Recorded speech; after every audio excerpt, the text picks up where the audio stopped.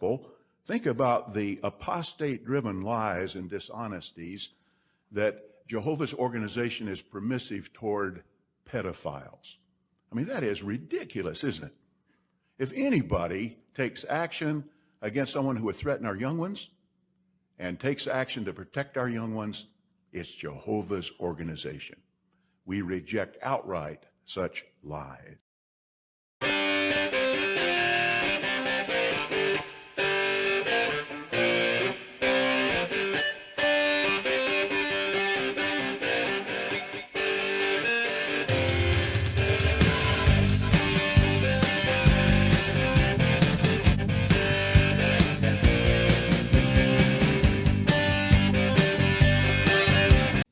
How you doing, guys?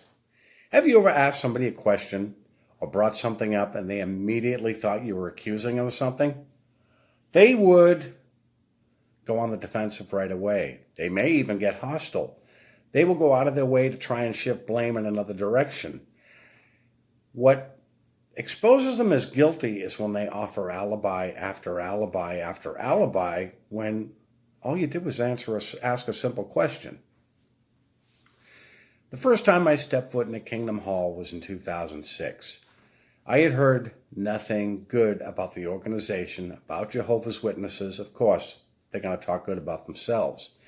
At the point in time, I was totally unaware that Watchtower was already doing damage control. I believe it was in 2002, 2003 when Dateline came out with their little expose. That obviously hurt. Well, at the time, Watchtower probably thought that it was a quick fad, it's going to pass, we'll do our little patchwork and then sweep it under the rug. As time went on, the media became more and more aware of the problems within this organization, as well as others, and started exposing it more and more and more. 2015 was when Stephen Lett came out in JW Broadcasting and talked about the apostate-driven lies, trying to do their damage control with the rank and file. But at this point in time, it wasn't apostate-driven lies. It was now the media, court-documented facts that was exposing the crimes in the organization. The funny thing was, at the same time Stephen Lett was talking about apostate-driven lies, Jeffrey Jackson was on the stand in Australia admitting that, yes, Watchtower does have a problem. Talk about volunteer information. He wasn't asked, but he volunteered a lot and he made himself look more and more foolish every time he spoke. But this is called goading. Now, social media, the YouTube videos, has had a lot to do with steering Watchtower in the direction that we want them to go. So you give people enough rope and they will hang themselves. A Watchtower, by doing damage control more and more every day, what do they end up doing? They end up making a mistake. They can't stay consistent with their stories. They volunteer so much information that they're practically admitting their guilt. Now they can keep what's left in the organization dumbed down. They can lie to them. They cannot lie to the general population. Most everybody is aware of the criminal activity in the organization. They're aware that no, they are not a religion. They are a real estate corporation. The unfortunate thing, what's left in the organization would prefer to live with the lie. Now, Watchtower did their study article in July. They had no choice but to address the pedophile problem and their watered-down version of how they deal with it. And it still didn't touch on what they are doing about it. If anybody had seen Stacy Lopez's video, we saw how hostile they got. There's a big difference between the cart crashes today and the hall crashes. Basically now, if you approach one of Jehovah's Witnesses at their carts and ask them a high-caliber question, what do? No matter what country you go to, they pack up and leave. They won't even address it. You're immediately deemed an apostate. They will not speak to you. But what they're not realizing by doing this, they're showing the general population what kind of people they really are. Now, the difference with the hall crashes. Over this last year, we've seen how hostile they get. And to anybody who's thinking of doing a hull crash in the future, be very careful. I would not put anything past these people. They're very angry. They're getting very hostile. Watchtower, we can do all the damage control they want. And my thing is, yes, are we goading them? Of course we are. We're steering them in the direction we want them to go. Because the more they speak, the more foolish they look, the more guilty they look.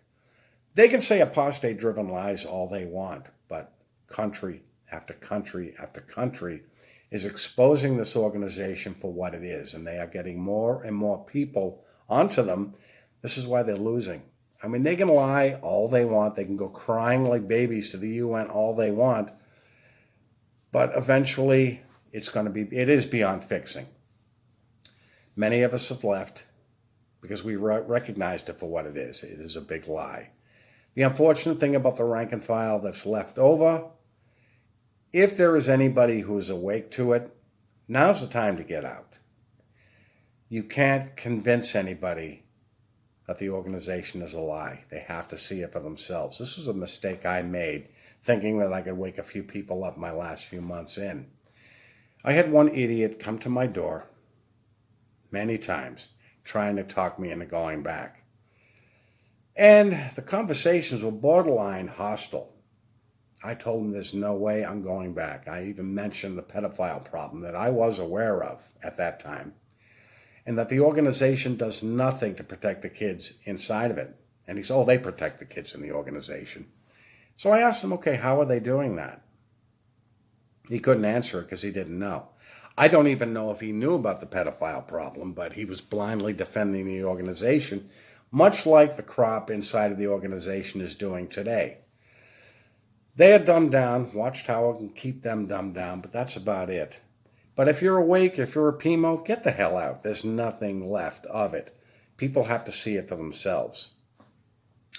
But as far as poking the bear or goading Watchtower into exposing its own evil, I've had a few comments in recent months on the rare occasion that I mentioned the fat hamster, talking about Darrell Wheelberg, that I'm giving him unnecessary attention, that I'm fueling the fire. Yes, I am. I'm not one to explain why I do what I do, but there were a couple of comments in recent weeks that didn't pertain to the content of the video, so the comments had to disappear. Some people feel as though they're entitled to their own opinion. But it doesn't have anything to do with the content of that particular video. The comment is going to disappear. Am I mentioning Darrell unnecessarily? Not unnecessarily.